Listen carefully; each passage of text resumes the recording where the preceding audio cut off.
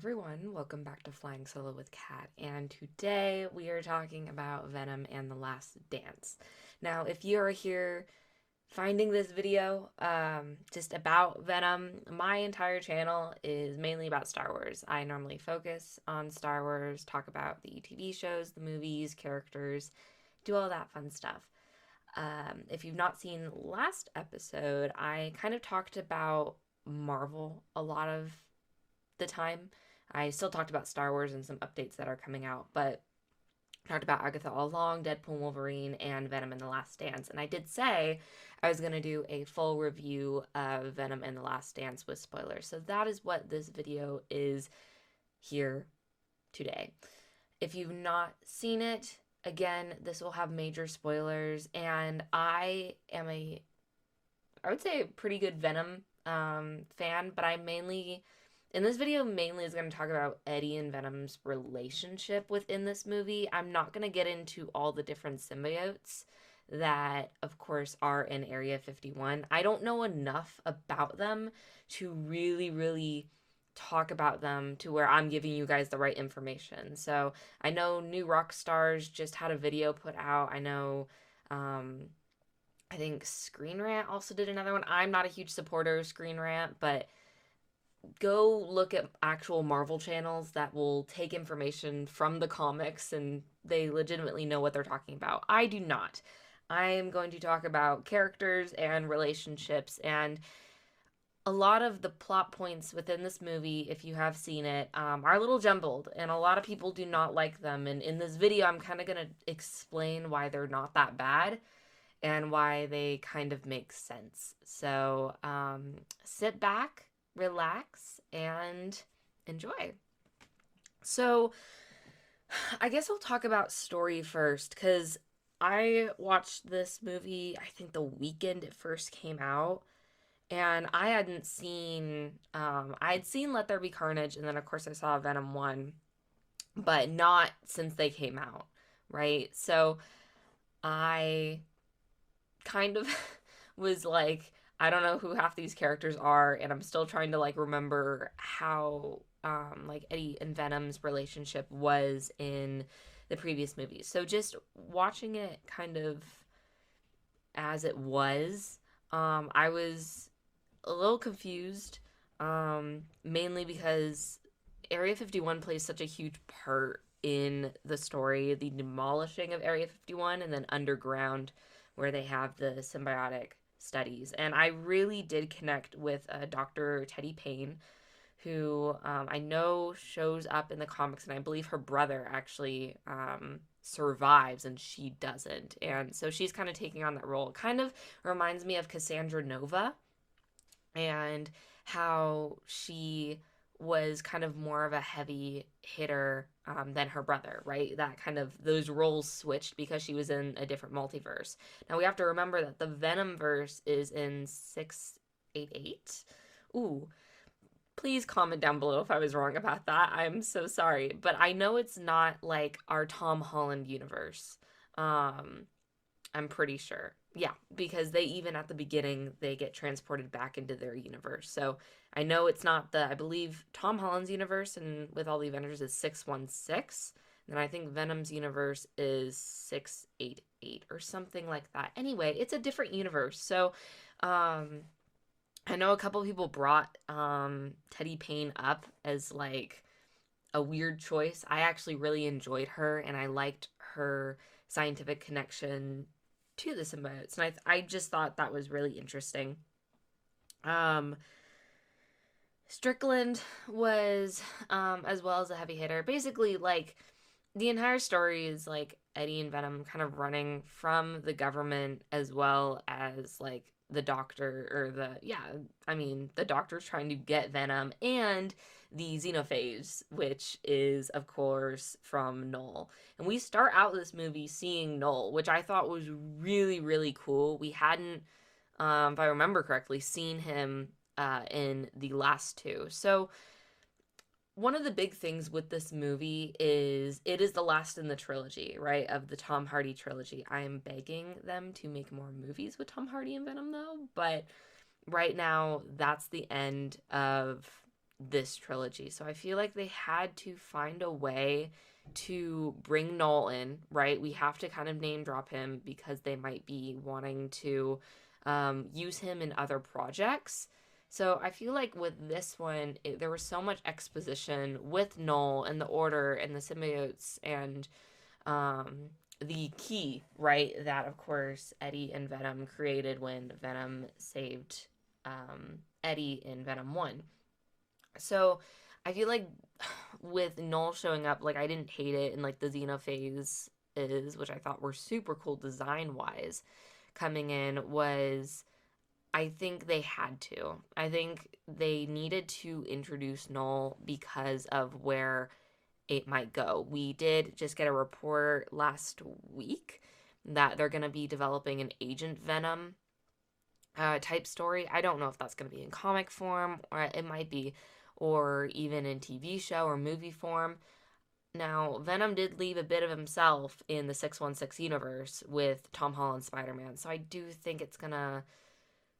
Tom Holland's next movie will be with that piece of Venom. Now, it's not going to be Tom Hardy's Venom, and that's what does suck about it. Now, of course, I'm open to all possible Venoms, right? I think that's what's cool about the multiverse is like you can really go crazy with it. I mean, we saw Venom in Tobey Maguire's, of course, trilogy, right? And that's so different from like our Eddie and Venom that I think they have a lot of room to explore that with Tom Holland's character. Do I think it's the right direction to take Tom Holland's character? Personally, no. Especially with how the last movie ended. I want him to be more of like a friendly neighborhood Spider-Man. But again, like I won't be mad if they introduce that. And I do think that they, again, like maybe Noel being the big bad for the 616 universe would be really interesting and something really fun. So of course Andy Serkis came back, or not came back, but well yeah, because he I believe co-wrote and directed Let There Be Carnage. He had something to do with it. So of course his Null voice is very, very good. So it was nice to see him back, at least in the movie. Everything with like the Van family I think was actually really sweet and something I think Eddie and Venom needed to experience, of course, before everything went down multiple times while that's going on, which I will again talk more about because of like their relationship. Like Venom mentions, like they could have had something like this, or they would have been happy to have a family like this, and I think that's honestly tragic, right?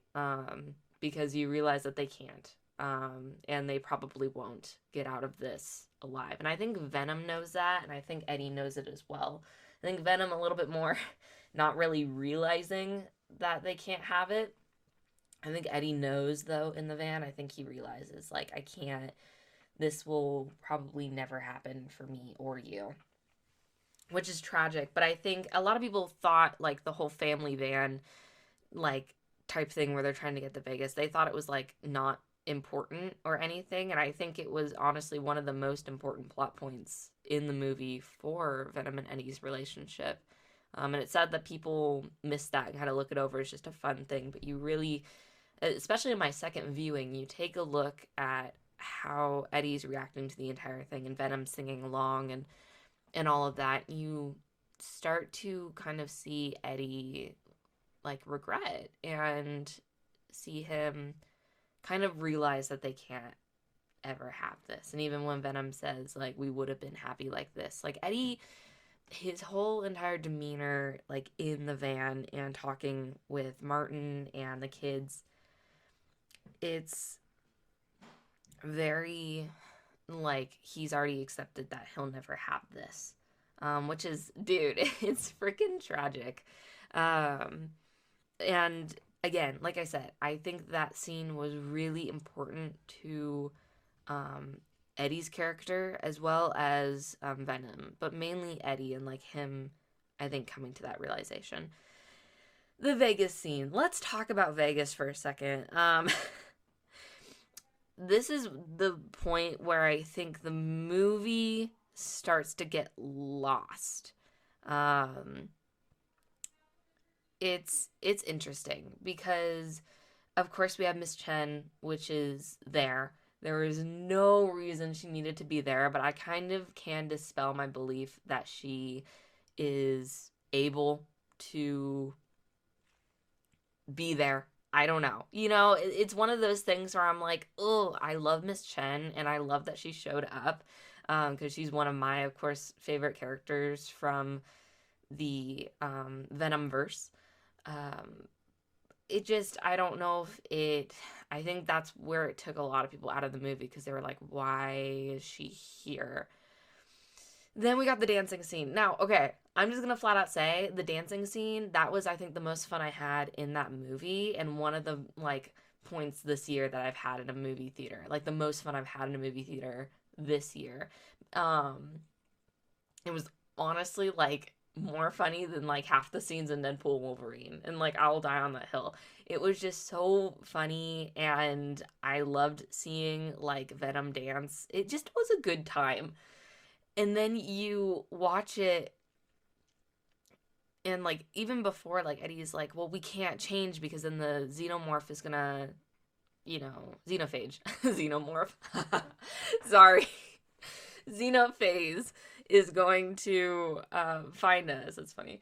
And Venom's like, I don't care. I want to dance with Miss Chen, which again, I would do that as well, Venom, but like, come on. So he goes and dances with her. Now, this is where on my second viewing, I realized that this is not a problem. So Venom dances with Miss Chen, and of course, the Xenophase comes in, crashes through glass. Venom goes away, like in Eddie, and the Xenophase cannot see him or Miss Chen like at all. So it really doesn't create like an issue. Like, and then the Xenophage would have just like gone away. So realistically, the only reason why Eddie and Venom were captured was because of the government and because of the CIA. There's no, like, that scene honestly wouldn't have really changed anything if like the government or the CIA, whatever, Rickman, wouldn't have been there, right? So I think a lot of people kind of miss that I think they would have been okay to just like dance. And it would have been interesting to kind of see that to where they would transform. I mean, we saw that in the river scene, right? They would transform and then they would um Venom would go back and then the Xenophage could not find them. So I think that plot point maybe could have been explored a little bit more to where like Venom said something like, well, we could live out our rest of our days here and we're just going to keep running. But like then I think Eddie would have like not been okay with that because they would have just been running for the rest of their lives, as well as if they were to go back to Anne and Dan, like they would have been put in danger. Anyone else would have been put in danger if they were together. And I think that Eddie needed them to be together and not just like so scared of changing. And I think Venom as well would have not been comfortable with like just being a floating head. So again, that was the big plot point to where I think a lot of people lost faith in the movie. I thought it was really fun and something that I originally wasn't expecting, but as a whole, I didn't mind because again, when you think about it, realistically, it was all the government's fault, which a lot of times it is. But so that's how that happened. What I was not expecting, and I'm jumping back a little bit, was um, to have the old detective police officer there. I do not remember his name, but the whole thing with this movie, too, is how it handles Eddie cannot go back to San Francisco, and they kind of need to get him back to New York. And I think that was like purposeful and integral because of course everything happens in New York in Marvel, right? You have Spider-Man, you have all, and that, very much connects with Venom. So I think they had to find a way to get Eddie back to New York. And of course, the whole thing is the Statue of Liberty, which, welcomes people in for sovereignty and whatever. And with that, right? So we don't get to see Anne and Dan in this movie too, which is a whole nother issue I kind of have. This movie without Anne and Dan it hurts my soul a little bit, mainly just because like they were so integral to Eddie and Venom, and like especially Venom, like with Anne and that relationship that they had with Eddie, and like that was really, really such a huge staple of Venom 1 and 2 that I think in 3, I mean, the director's gone on record saying, like, we wanted them to be isolated and wanted them to kind of have no friends around, which is totally fair. I'm not mad at them for choosing to do that. I just do think that it didn't leave them a lot of options to kind of move together. So, of course, they think that Eddie killed the detective from Let There Be Carnage, even though it was actually Carnage that stabbed him through, or it was Carnage's wife. Yeah, I totally remember people's names in those movies. Uh, but so that was interesting. And actually, he's alive and turns out to be. Someone threw around toxin, but then they were like, no, it's actually not toxin. It's just a green symbiote. I'm like, what? What do you mean? So I don't know who the symbiote was that kind of took over his body, but it was freaking cool. I thought the design was great. And the fact that at the end he saves, I mean, for a little bit, but he does kind of sacrifice himself to have Eddie and Venom get out of there with everyone else, I thought was actually pretty cool. And I liked that they brought him back. So it did connect with Let There Be Carnage. So I appreciated that kind of, I guess, care to bring him back and to have that. But this whole movie, right, they're trying to get to New York and to, I guess, see a lawyer that they still have dirt on and try to get, their life back together. So again, I'm gonna say it throughout this video, I do think that The Last Dance really, I think we're gonna see it pay off a lot more in the years to come, whether that be Tom Holland's universe, Andrew Garfield, which I think they might be doing a third film for that, or Venom in other properties. I do think to have a little bit of legroom, they had to have them go to New York, or at least have Eddie go to New York, so they can kind of end that character off to maybe where the comics pick up or something like that. So a lot of people thought it was stupid for him to like want to go to New York. I think how they handled him wanting to go to New York and like the quick exposition at the beginning, like, oh, I have some dirt on a lawyer, like, let's go to New York. I'm like, okay, maybe that could have been written like dialogue wise a little bit better. But you kind of forget that they need to get to New York by the end of the movie, and you only kind of remember it when Tom Hardy is walking down listening to the, I don't know, it's Maroon 5 or whatever. Really, really sad song, and you see clips from like the first 2 movies play in his head. It's really freaking sad.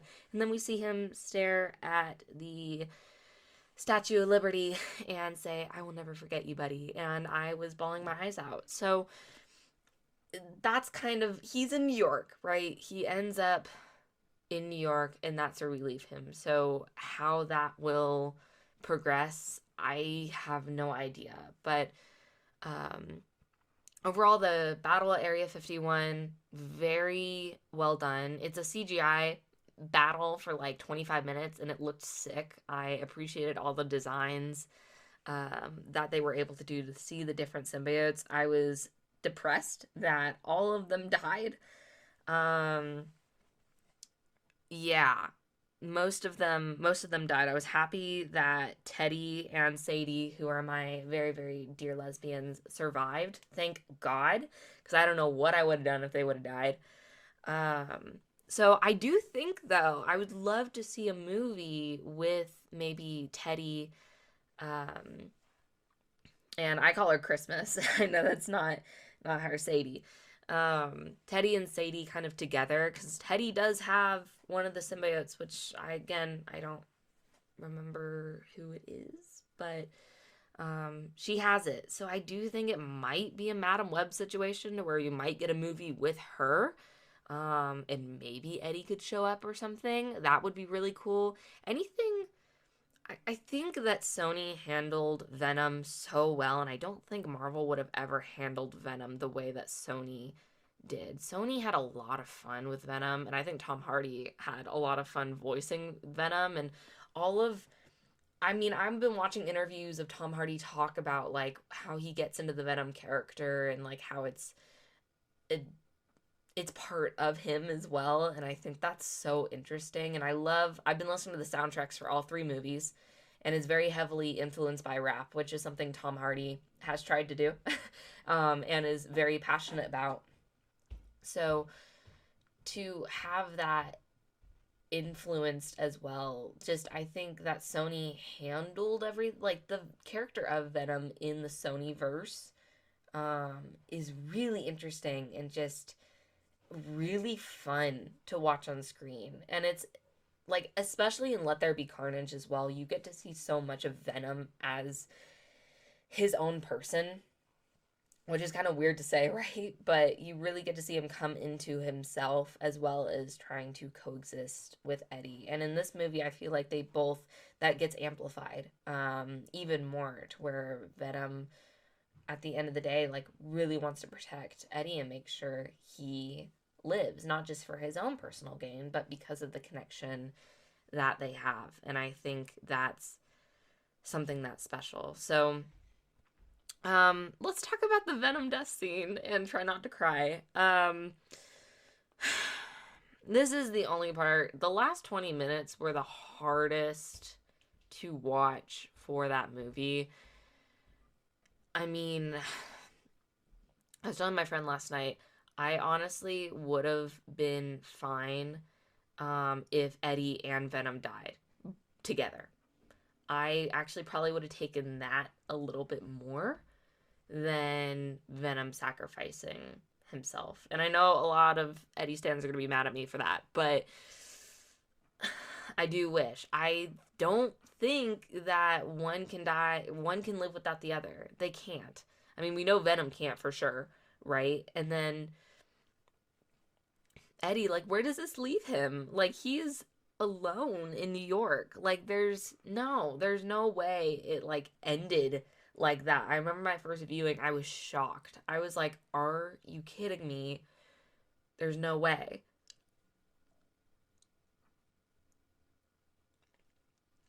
So, for Venom to sacrifice themselves with that was a hard scene to watch, too. I mean, if you've seen it, like, oh my god. And then Venom reaches out to Eddie and you think, oh my god, like Eddie was literally reaching out thinking he was gonna grab, like, change into him, and then no, Venom just goes ahead and puts a door on him to protect him, and then he dies.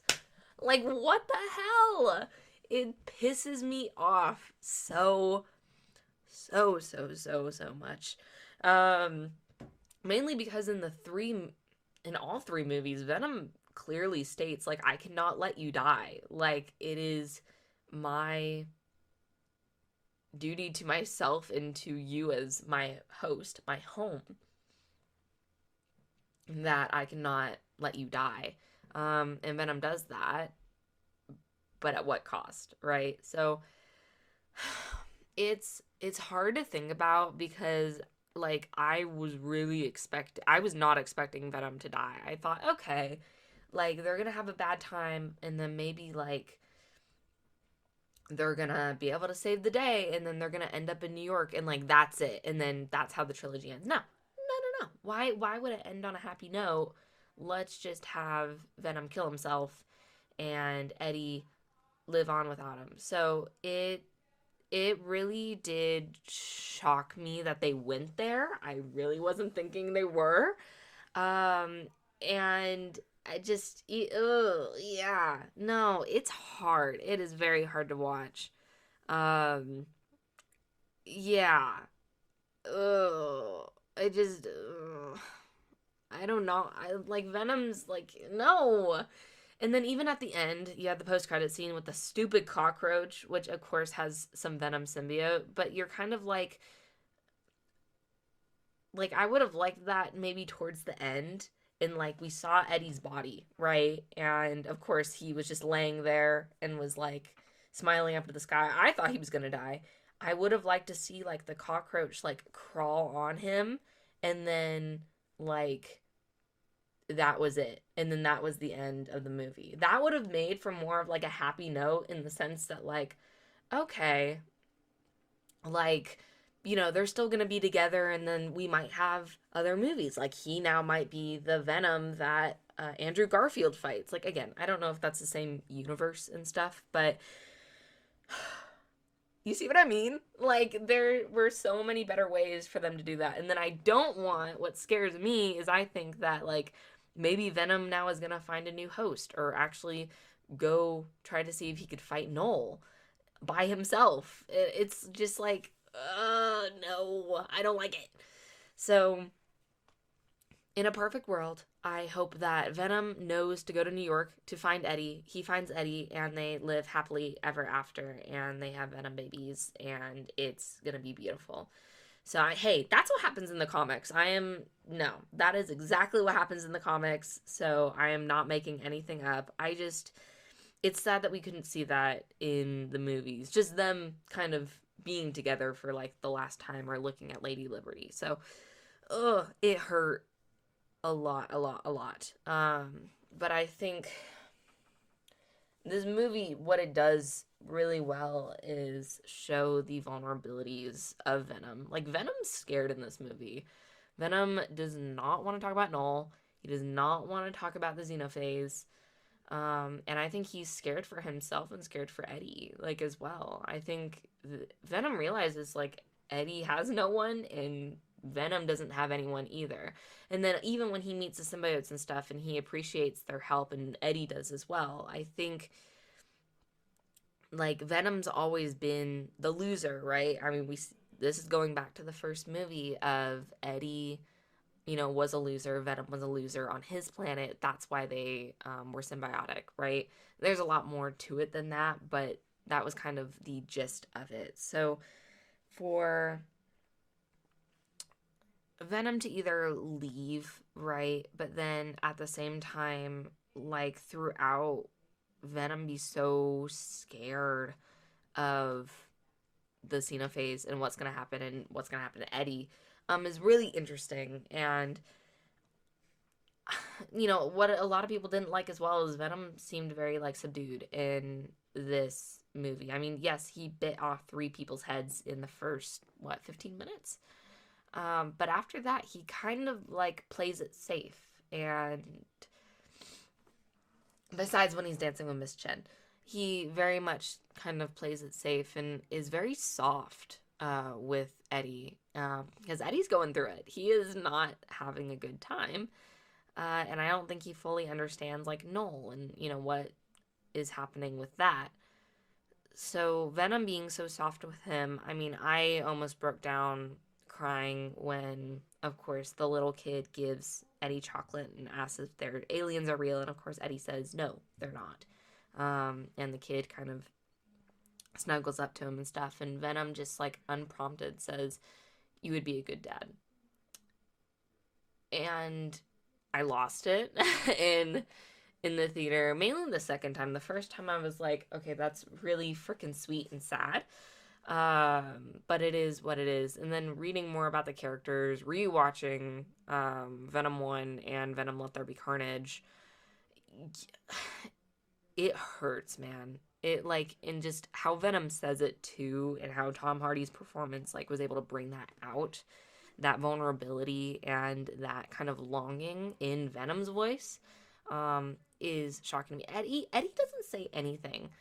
at all. You just how Tom Hardy acts, or has Eddie kind of put his head against the window and kind of lean over, and he looks like he's about to break down and cry, and like there's so much regret in that face and so much regret in his eyes, that is truly what he wanted to do. It's what he wanted to do with Anne, and now I'm pretty sure it's what he would have wanted with Venom and what they could have had, right? And of course in the comics they have Dylan, Sleeper, and their kids, and it's just like I don't know if that, again, like we have the multiverses, and it's like I don't know if that was always in the cards for like our two lovable idiots in this universe, and that hurts. That really, really does hurt. And kind of like throughout, even how Venom, when he does show himself to the kid when they're trying to save the entire family that should not be there when they're fighting all of the Xenofaces, but whatever. I thought it was kind of funny, and Venom kind of comes out and says, "Do not be scared. I will not hurt you." Very softly, like Venom would have been a good father. Like, are you freaking kidding me? Um, and I think Eddie's seeing that as well. There's something really, really beautiful, about that and about their relationship that I think shows so brightly in this movie, which makes it even more devastating when Venom does leave Eddie. It is freaking devastating. And of course, you have the parallel when they're in the helicopter where Eddie is kind of talking about, in the sense that Venom, like he says, we are the lethal protector. We are one. He says something along those lines, which again, Eddie had to tell him in Let There Be Carnage when Venom had no faith that they were going to be able to beat Carnage. So for Venom to now tell Eddie this when Eddie thought there was no hope, I mean, I sobbed. I was like, oh my God. So on its surface, people that are casual Venom fans, or even like people that just don't really look at their relationship on a very deeper level, I feel like missed half the movie. I feel like there was a lot with Eddie and Venom that, for one, was missed, but two, like not missed in the sense of what they didn't do. It's what they did do that the audience missed. So overall, I really enjoyed the movie. Again, I think I just did a rewatch of Let There Be Carnage, but I want to do where I watch them all together, like in one sitting, and I do think that it will work as a trilogy. Granted, Venom 1 and Let There Be Carnage are way more funny and make me smile, and especially Let There Be Carnage. Let There Be Carnage is my favorite out of the trilogy, but this one has so much heart in it, and the relationship between Eddie and Venom, I think, is their final stage, right? Is where they are truly one, they are truly together, until they're not. And, that's always hard to stomach, but again, my theory is that he knows where Eddie is. They talked about going to New York. Eddie verbally said he was going to go to New York.